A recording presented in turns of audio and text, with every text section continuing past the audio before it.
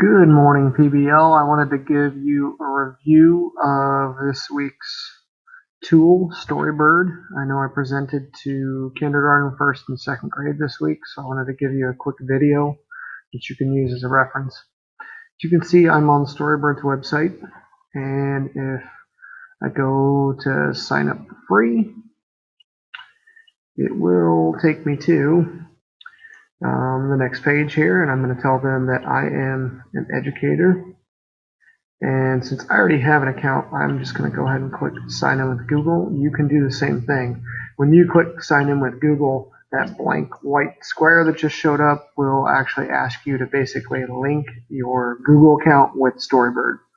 So once I've logged in here, I'm on a dashboard page. The first thing I want to show you guys is reading other people's stories so you can get a little bit of inspiration. So I'm going to go ahead and click read. And if I scroll down here, I can choose from their blog. They have ideas for teachers. I could choose poetry, but I'm going to stick with stories for right now. And why don't we choose education and kids, since that's pretty close to your guys' age range of students. So if I scroll down here, a walk through the alphabet looks pretty good. Let's see what that picture book's all about here. We have the author, and it shows us the artists that have artwork in here. But if we go through real fast, I can flip through the pages.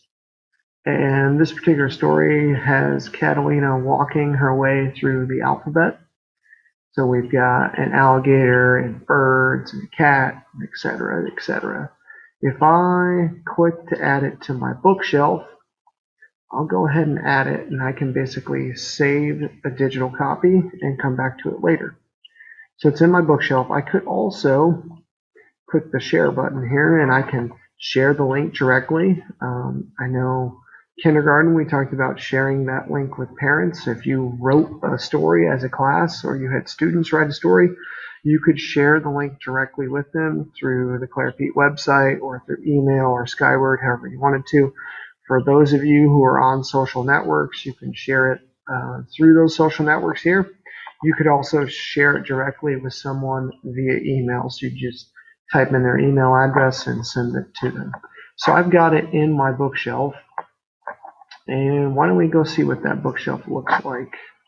So I'm going to go to me, and I'm going to go to my bookshelf real fast. You can see there's lots of other things here. Most of the stuff from settings on down you won't need to mess with. So let's go to bookshelf. In bookshelf, you can see I've got books, and I've also got picture books. So one of the picture books I added was A Walk Through the Alphabet, and it'll sort it by the date that I added it. I can also sort it alphabetically.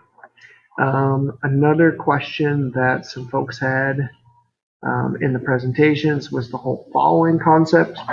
I can follow people, and if I know their username, so if you used your first initial and last name, just like you did in your Google email account. So RPacey, for example, if I knew that that person was RPacey, I could search for them and follow them, so you could keep track of what your colleagues are doing in their class and see different books that they're publishing over time. So that would be a good option. If I click on my stuff here, this is basically your view of everything that you've created so far. So I have some unpublished work that I'm still working on, and I've collaborated with some of you here, if you can see, right there.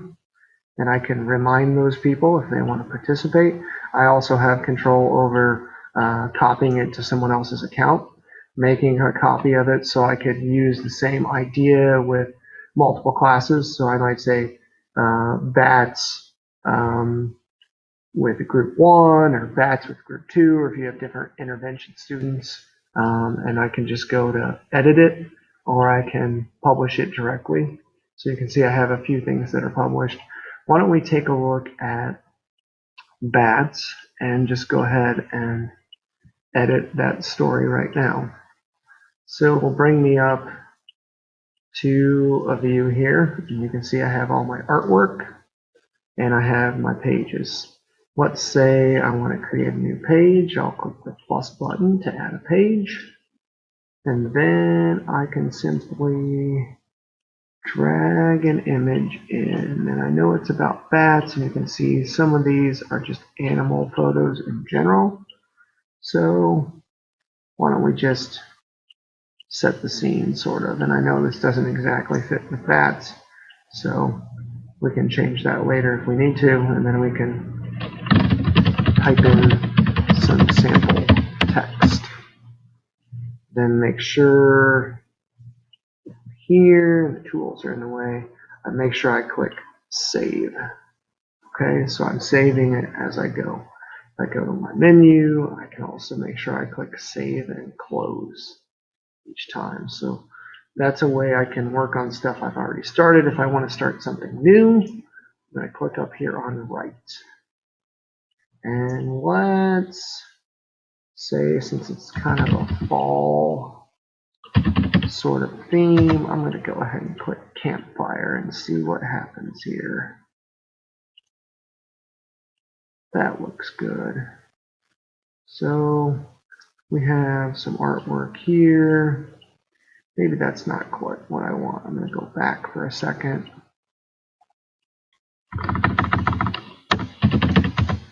Let's see if we can pick something else that will fit. There we go. So I'm going to use this, and we're going to call this a picture book. So it brings up my artwork and gives me some suggestions, again, little reminders.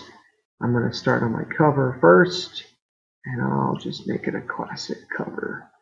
We're going to call this Tales Around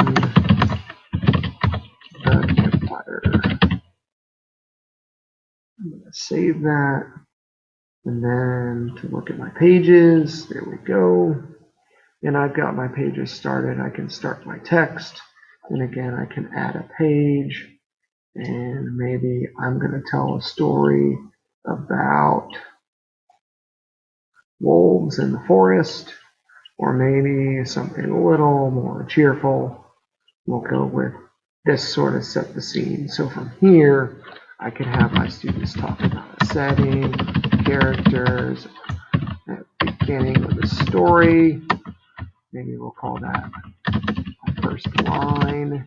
I could also talk about anything else that I might want to. Let's say theme. So that reminds me of what we're going to do. I'm going to save it. It'll tell me when I last saved it. And then I'm going to save and close probably. I can invite a collaborator. Why don't we do that? I'm going to invite a collaborator so you remind yourself what it looks like. I tell people it's from me, and then I just type in their name and their email address, and I can invite them.